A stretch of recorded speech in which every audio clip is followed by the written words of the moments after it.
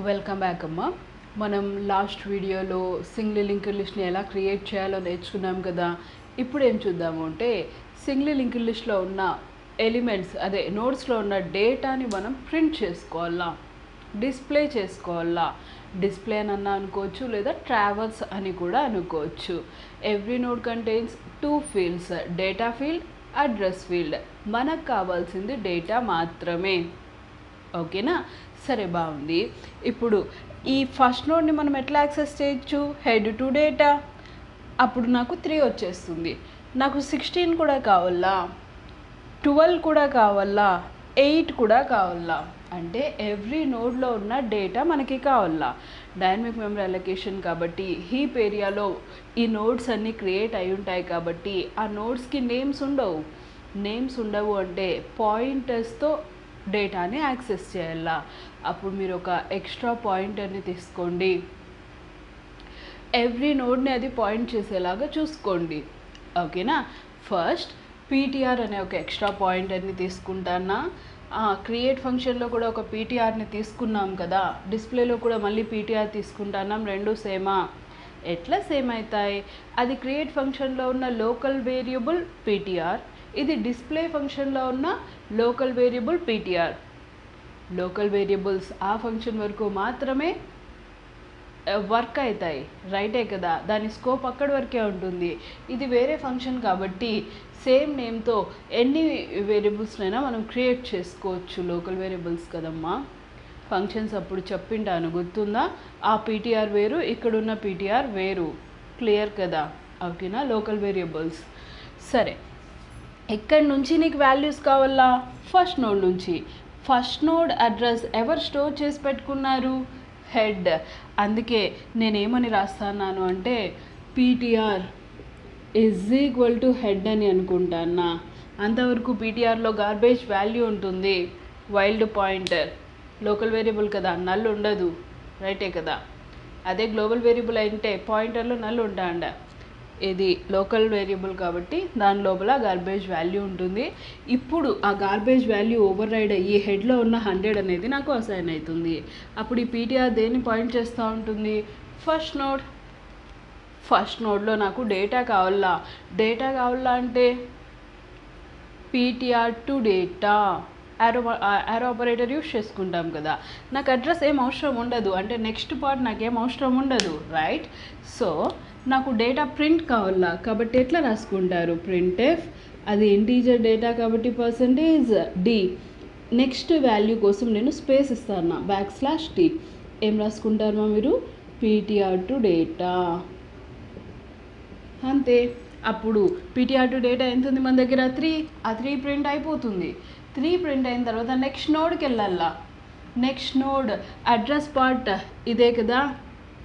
అంటే ఈ pointer next నోడ్ని పాయింట్ చేయాలంటే ఈ 200 అనేది పీటీఆర్లోకి వచ్చి స్టోర్ కావాలా. అప్పుడు ఇలా రాయొచ్చేమో చూడండి, PTR is equal to PTR to next. ఈ స్టేట్మెంట్ బాగా గుర్తుపెట్టుకోండి. ఒక నోడ్ నుంచి ఇంకొక నోడ్కి మూవ్ అవ్వడం కోసం, నావిగేట్ చేయడం కోసం దాంట్లో ఉన్న అడ్రస్ పార్ట్ని సేమ్ దాంట్లోనే మళ్ళీ స్టోర్ చేసుకుంటుంది. PTR is equal to PTR to next. అప్పుడు పీటీఆర్ టు నెక్స్ట్లో ఎంత ఉంది మన దగ్గర? 200. ఆ 200 వచ్చి మళ్ళీ 200 పీటీఆర్లో స్టోర్ అవుతుంది, రైటే కదా. అప్పుడు ఈ లింక్ బ్రేక్ అవుతుంది. ఇక్కడ 200 స్టోర్ అవ్వడం వల్ల ఈ లింక్ మనకి క్రియేట్ అవుతుంది. అప్పుడు పీటీఆర్ నెక్స్ట్ నోడ్ని పాయింట్ చేస్తూ ఉంటుంది. అప్పుడు దీంట్లో ఉన్న డేటా పార్ట్ని మనం ప్రింట్ చేసుకోవాలా. అట్లా అన్ని నోడ్స్ని ప్రింట్ చేసుకోవాలా. అన్నీ అంటే రిపిటీషన్ జరగల్లా. ఈ 2 స్టేట్మెంట్స్ రిపిటీషన్ కోసం మనం ఏం యూస్ చేసుకుంటాం? లూప్స్. అలా ఎంతవరకు మనం డేటాని ప్రింట్ చేసుకుంటూ పోవాలా లాస్ట్ నోడ్ వచ్చే వరకు. ఎట్లా దాన్ని లాస్ట్ నోడ్ అని మీరు గుర్తుపడతారు? లాస్ట్ నోడ్ అడ్రస్ పార్ట్ నాకేముండి ఉంటుంది? Null. Link part, next part. ఓకేనా. ఆ నెక్స్ట్లో మనకి ఏముండిండల్లా? నల్ ఉండిండల్లా. అప్పటి వరకు నేను డేటాని ప్రింట్ చేసుకుంటూ వెళ్ళాలా. కండిషన్ చూడండి మా. వైల్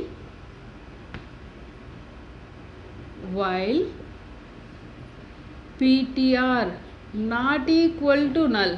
అయ్యేంత వరకు నేను రిపీట్ చేయాలా. PTR to next, PTR to next అలా చేసుకుంటూ వెళ్తూ ఉంటే లాస్ట్లో పీటీఆర్ టు నెక్స్ట్ ఏమొస్తుంది? Null. Null not equal to null, false. బయటికి వచ్చేస్తాం. ట్రేస్ చేస్తున్నాను చూడండి మా. ఫస్ట్ టైం పీటీఆర్లో నాకు ఎంత ఉంది? 100. 100 not equal to null, true. PTR to data ఎంత ఉంది మన దగ్గర? 3. ఆ 3ని ప్రింట్ ఇచ్చేస్తుంది. Next PTR is equal to PTR to next, అప్పుడు 100 పోయినాక ఎంత వస్తుంది? 200. ఇది బ్రేక్ అవుతుంది, ఇది క్రియేట్ అవుతుంది. నెక్స్ట్ ఇంకేం స్టేట్మెంట్స్ లేవు కాబట్టి లూప్ రిపిటీషన్. ఇప్పుడు పీటీఆర్లో ఎంత ఉంది? 200. 200 not equal to null, true.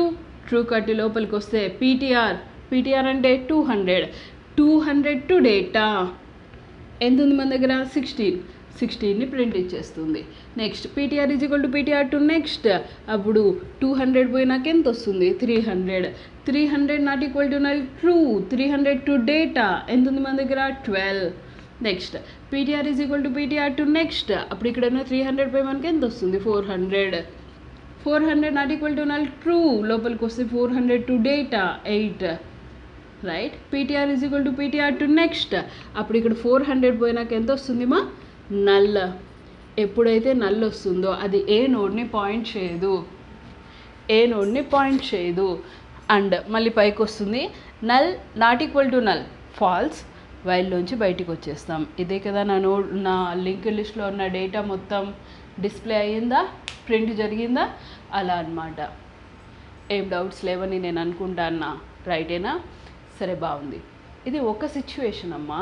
అంటే లిస్ట్ హ్యావింగ్ నోడ్స్, లిస్ట్ లోపలకి డేటా నోడ్స్ ఎగ్జిస్ట్ అయినప్పుడు ఈ మెథడ్ వస్తుంది. ఇంతవరకు అసలు లిస్టే క్రియేట్ కాలేదు. ఫస్ట్ టైం హెడ్ నోడ్లో ఎంత ఉంటుంది మనకి? నల్. అసలు నోడ్సే లేనప్పుడు హెడ్లో మనకి ఏముంటుంది? నల్. అది సెకండ్ సిచ్యువేషన్. నోడ్సే లేనప్పుడు డిస్ప్లే ఫంక్షన్ కానీ ట్రావర్స్ ఫంక్షన్ కానీ మనం పెట్టుకోవడం వేస్ట్. రైట్. అది ఎట్లా కనుక్కుంటాము అంటే దీనికంటే పైనమ్మా, if head is equal to null, then list is empty, no elements to display. అది రాసేసుకోండి. ఒకవేళ లిస్ట్ ఎంటీ కానప్పుడు ఇది ఎగ్జిక్యూట్ అవుతుంది, ఎంటీ అయినప్పుడు ఇది ఎగ్జిక్యూట్ అవుతుంది. ఏం డౌట్స్ లేవు, క్లియర్గా ఉన్నారు. ఇది ఒక ప్రీ డిఫైన్డ్ మ్యాక్రో, దీని వాల్యూ 0. ప్రీడిఫైన్డ్ మ్యాక్రోస్ అంటే కాన్స్టాంట్స్. నల్కి రీప్లేస్మెంట్ ఏం జరుగుతుంది అంటే 0. సిలో మాత్రమే, వేరే ఒరాకిల్లో అట్లా కాదు, ఎస్క్యూఎల్లో అట్లా కాదు. ఓకేనా? సిలో నల్ అంటే మనకి ఏం తీసుకుంటుంది? 0. ఇదే కండిషన్ని మీరు ఇట్లా కూడా రాసుకోవచ్చు, ఏం ప్రాబ్లం రాదు. చూడండి,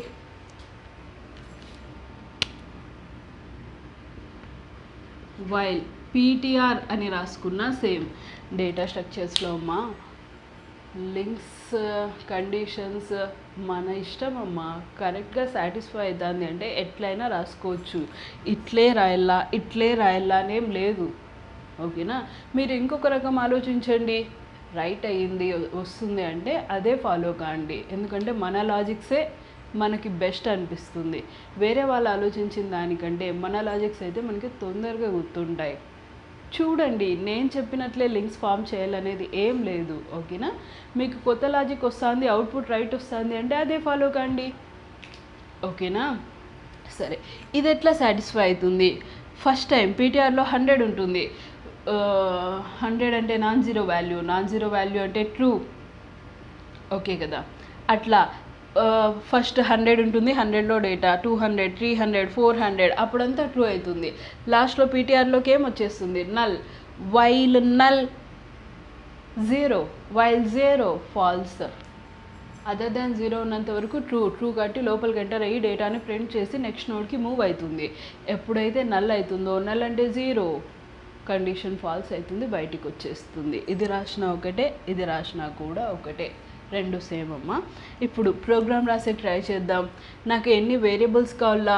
పీటీఆర్ అనే ఒక ఎక్స్ట్రా పాయింటర్ ఒకటే సరిపోతుంది. హెడ్ పాయింటర్ గ్లోబల్ వేరియబుల్గా క్రియేట్ చేసుకుంటాం. Global variable throughout the program ఎన్ని ఫంక్షన్స్లో అయినా మనం యూస్ చేసుకోవచ్చు. లోకల్ వేరియబుల్ ఆ ఫంక్షన్ వరకు మాత్రమే పని చేసి ఆ ఫంక్షన్ కంప్లీట్ అవ్వగానే ఇన్యాక్టివ్ స్టేట్లోకి వెళ్ళిపోతుంది. ఇది మనకి తెలుసు, ఫంక్షన్స్ అప్పుడు నేర్చుకున్నాం, రైట్? సో హెడ్ అనేది నేను మాటికి ఏం క్రియేట్ చేసుకోను, గ్లోబల్ వేరియబుల్ కాబట్టి ఒకసారి క్రియేట్ చేసుకుంటాం. మనం ఇంకా ఆలోచించాల్సింది లోకల్ వేరియబుల్స్ ఓన్లీ పీటీఆర్ మనకి సరిపోతుంది, రైట్? చూడండి ఎలా రాస్తారు.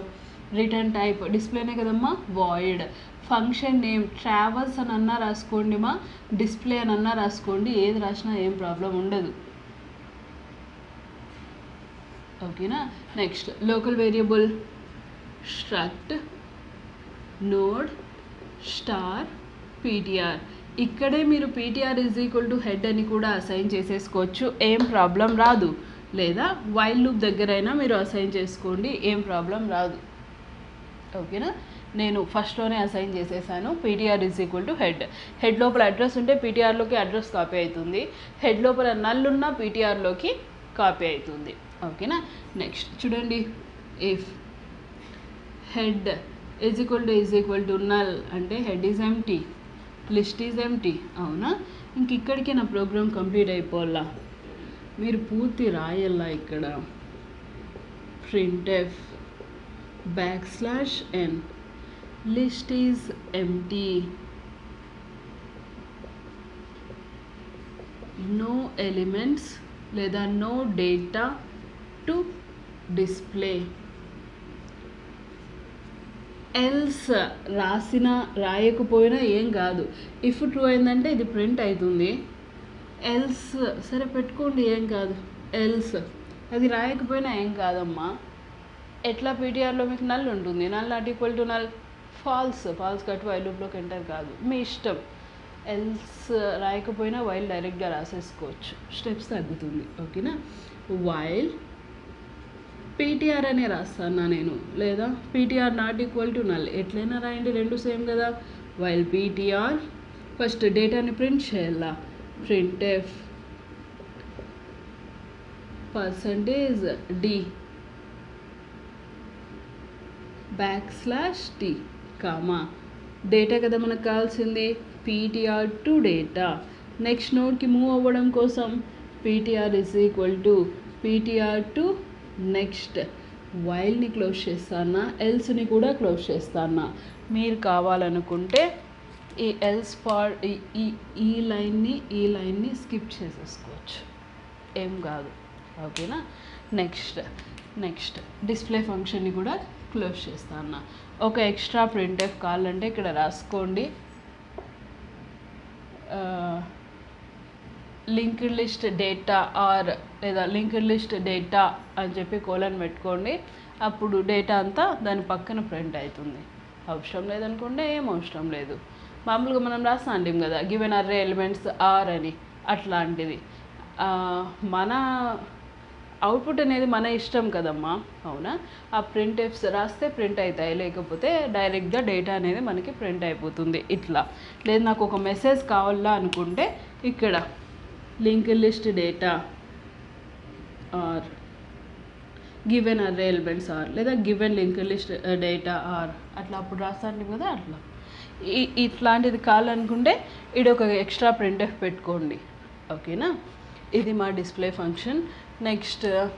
నెక్స్ట్ వీడియోలో మనం finding length of a given linked list అనేది చూద్దాం. అంటే దీంట్లో ఎన్ని నోడ్స్ ఉన్నాయి అనేది మనం కౌంట్ చేయాలా, దాన్ని మనం లెంత్ అంటాం. నెక్స్ట్ వీడియోలో చూద్దాం, ఓకేనా? బాయ్ మా, థ్యాంక్ యూ.